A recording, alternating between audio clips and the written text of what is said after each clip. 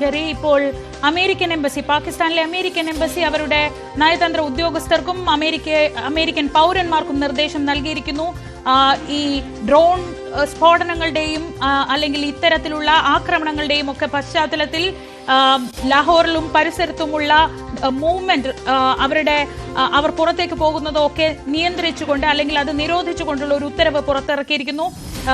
അവിടെ നിന്ന് ആളുകളെ ഒഴിപ്പിക്കേണ്ടി വരും. പ്രത്യേകിച്ച് ലാഹോർ വിമാനത്താവളത്തിൽ സമീപത്ത് ഒക്കെ നിന്ന് ഒഴിപ്പിക്കേണ്ടി വരും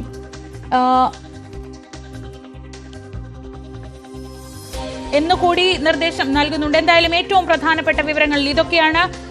അവന്തിപുര, ശ്രീനഗർ, ജമ്മു, പഠാൻകോട്ട്, അമൃത്സർ, കപൂർത്തല, ജലന്ധർ, ലുധിയാന, ആദംപൂർ, ഭട്ടിൻഡ, ചണ്ഡീഗഡ്, നാൽ, ഫലോദി, ഉത്തർലെ, ഭുജ് എന്നിങ്ങനെ വടക്ക് പടിഞ്ഞാറൻ ഇന്ത്യയിലെ നിരവധി സൈനിക കേന്ദ്രങ്ങളെ പാകിസ്ഥാൻ ആക്രമിക്കാൻ ശ്രമിച്ചു.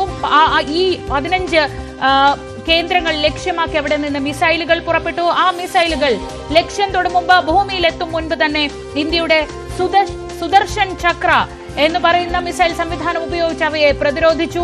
ഇന്ന് രാവിലെ കറാച്ചിയിലും ലാഹോറിലും ഒക്കെ കേട്ട സ്ഫോടനങ്ങൾ ആ തൊടുത്തുവിട്ട മിസൈലുകളുടെ, ഡ്രോണുകളുടെ ഭാഗങ്ങൾ തകർന്നു വീണതായിരുന്നു എന്ന വിവരമാണ് ഇപ്പോൾ പുറത്തുവരുന്നത്.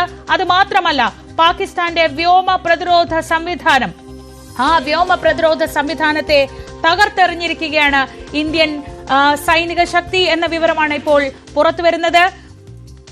മറ്റ് വാർത്ത, ഇതുമായി ബന്ധപ്പെട്ട മറ്റ് വിവരങ്ങളിലേക്ക് നമ്മൾ വളരെ പെട്ടെന്ന് തിരിച്ചുവരും ഇടവേളയ്ക്ക് ശേഷം.